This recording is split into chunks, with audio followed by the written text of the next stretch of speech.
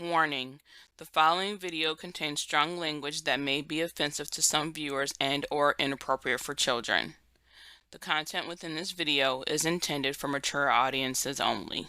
What happened? True crime, Crime. we online. Come check it out. Tune in, it's about to go down. So bad. True crime, Crime. true crime. Based on real life events, every story has two sides. Tell it the truth, tell it the lie. Them on me, anybody with eyes, they can see that this the truth that I am speaking. Blood leaking, what's the reason? No remorse for the family. Where's the justice? We need peace. Another plot twist this week got me on the edge of my seat.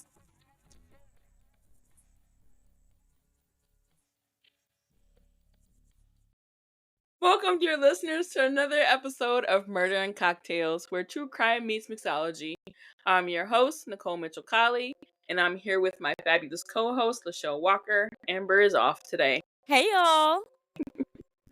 In this episode, we unravel the chilling tale of Yaser Abdel Said, an American convicted murderer who evaded law enforcement for 12 years. Said's brutal actions on January 1st, 2008 left his two daughters, Amina and Sarah, dead in his abandoned taxicab in Irving, Texas. This heinous crime not only shocked the community, but also sparked a nationwide manhunt, placing Said on the FBI's 10 most wanted fugitives list for 6 years. Before we begin, we want to remind you that this episode discusses graphic content and may not be suitable for all audiences. So grab your favorite libation and let's raise a glass to a murderously good time. First, we have some true crime news.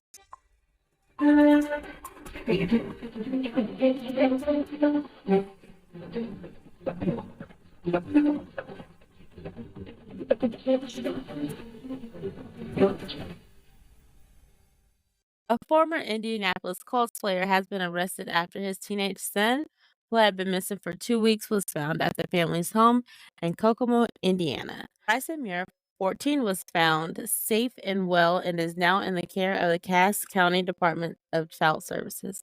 That's a mouthful. According to Indiana State Police, Daniel Muir, 40, was taken into custody Wednesday morning and faces charges of domestic battery and obstruction of justice, police said.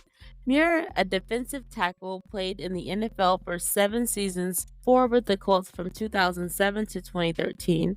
He played in college at Kent State but went undrafted in 2007 before signing as a free agent with the Green Bay Packers. He had just 99 tackles and 1.5 sacks in his career. That sucks. First of all, Kent State is a MAC school, okay? It's not Big Ten, it's not SEC. You know what I'm saying? That's actually kind of good for a MAC player. No offense. It is what it is. Depends Don't on do what he him like did that. if I'm going to be offensive. Or a little taint. Muir's wife and boy's mother, 38-year-old Kristen Muir, was also arrested and charged with obstruction of justice, according to police. Bryson was last seen June 16th leaving a relative's home in Ohio with his mother, Indiana State Police said last week. The two left in a car belonging to Servant Leaders Foundation, a religious organization that also owns the property where the Muir family resided. Police said shortly after leaving the relative's home, police pulled the car over, but Bryson was not inside. 2 days later, the Cass County Department of Child Services asked police to investigate allegations of domestic battery towards Bryson. Police say they attempted to contact his parents, but were initially unsuccessful. They later agreed to bring Bryson to meet with police, but then backed out the arrangement, which signaled an unwillingness to cooperate. On Wednesday, police said they had found Bryson. A photo released by police showed the 14-year-old with a black eye. An investigation remains ongoing, and police ask anyone with information about the incident to call 1-800-382-0689. If you have any thoughts or comments on today's story, please reach out to us on social media or through our website. Don't forget to subscribe and leave us a review. Once again, that phone number, if you have any information, is 1-800-382-0689. Be a snitch. You won't get stitches. So one of our listeners actually said that the Servant Leadership Foundation is a cult. I knew it! By reading that, it sounded culty. Girl, you should see their little compound. They had it on the news today. You know what? That makes sense. Cult. He just couldn't cult away. But did you see his face? He was not at it. And he had a black eye. His dad is a big motherfucker. That boy is a string bean. He did not have to put his hands on him like that. I'm gonna start just grabbing people by the nuts. That's it. Grabbing them by the cojones. You gotta do it deep. You gotta dig deep. You gotta give us not that hot tub, but that hot tub. I know. My God. Yes. Gotta kick that thing. My God. Crazy. You need help. Yaser Abdel Said, born July 27, 1957, is an American convicted murderer.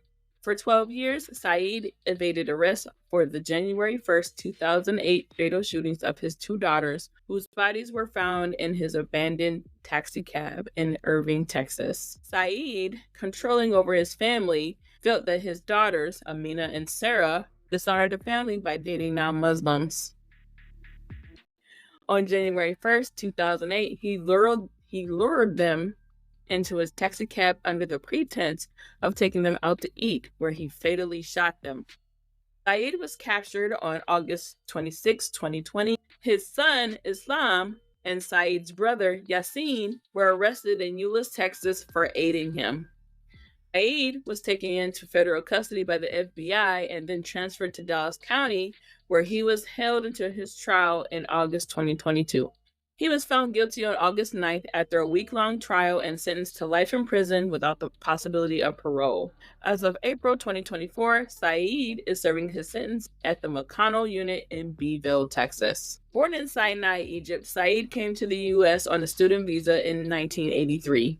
He married Patricia Tissy Owens in February 1987 when he was 30 and she was 15. I see the look on your face. So basically, her parents agreed to marry her off because they were just like dirt poor and struggling to provide for the family. So they figured that his family had money, if she would be better off. But that was he just fucking crazy. Yeah, that shit. Let's see here. Patricia later alleged that Said abused her during their marriage. Their children, Amina, born in 1989, and Sarah, born in 1990, were joined by their son, Islam, born in 1988. Said also had a daughter, born in 1987, with another woman. He became a permanent resident and eventually gained citizenship in 1997. In October 1998, Amina and Sarah accused their father of sexual abuse. The allegations were reported to the Hill County Sheriff's Office, where the girls told a detective their father had been touching them inappropriately. Amina told authorities that she had been penetrated at least once. The girls stated that their mother knew about the abuse but did nothing to stop it. Their mother swore in an affidavit that the allegations were true. In early January 1999, the two girls retracted their statements, claiming they lied to avoid attending rural Covington schools and wanted to live with their grandmother. A district judge later dropped the charges of aggravated sexual assault against Said. George Burnett, a fire chief in Covington, visited the Said's homestead a few times when their cows got out. He said the girls were sent home several times from school with life problems and asked not to return until they got it straightened out. Said often spied on his daughters by video or audio taping them without their knowledge. Amina stated she was afraid of using public telephone because Said gets in everywhere. He knows everything, she stated. She also wrote in emails that her father intended to kill her. When she was 16, he took Amina to Egypt to arrange a marriage to a much older friend, but Amina rejected the marriage. Sarah got an after-school job working in a convenience store. Said began videotaping her at work and punished her for smiling too much at customers. Amina began dating Joseph Moreno, whom she met while taking Taekwondo classes. When Said was out of the country, Amina felt anxious about meeting Moreno. imagining that Said would be watching her with binoculars. She told Moreno not to call or text if she sent a code word because she feared her father would go through her phone. Eventually, Said found a note she had written to Moreno. Amina told him that the notes were for an imaginary boyfriend. Said, not trusting Amina, continued to search for information about her relationship. So, I watched the documentary on this, and boyfriend was so heartbroken. You could see the sadness in his eyes, like even after all these years, he's still hurt. And his mom is too, because she knew the situation. And the crazy part is Amina was born a month and 5 days after this happened. Crazy. Wow. Girl, Like, it just to know I had a baby around this time too, just like a 1-year-old. And you got these crazy ass parents out here. Actually crazy. But when they be calling us crazy, I'd be like, okay, let me show you a crazy parent. okay, because it gets worse. Yeah. Grab your shakers and glasses because we're about to mix up a drink that perfectly complements today's mysteries, dark twists, and turns. Today's featured cocktail is the Peach Cosmopolitan. Oh, how I love me some peaches. Courtesy of mybartender.com. Here's how you can concoct this intriguing libation. 1.5 ounces of vodka, preferably peach flavored. 1 ounce of peach nectar or peach puree. A half ounce of triple sec. A half ounce of fresh lime juice. Peach slice for garnish. A mint sprig for garnish. Fill the cocktail shaker with ice. Add vodka, peach nectar, triple sec, and lime juice. Shake, shake, shake. Shake, shake, shake. Shake well until the mixture is killed. Strain into a chilled martini glass. Garnish with a peach slice and a mint sprig and serve immediately and enjoy. That's a summertime drink for you. That sounds good.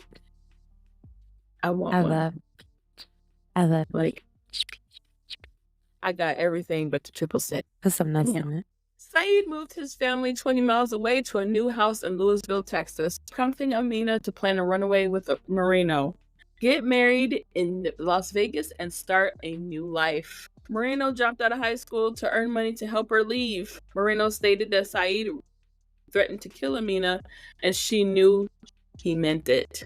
Amina was worried that Moreno would be killed by her father and refused to give her his name, even while being beaten. Dedication right there. You about to beat my ass. But I understand why.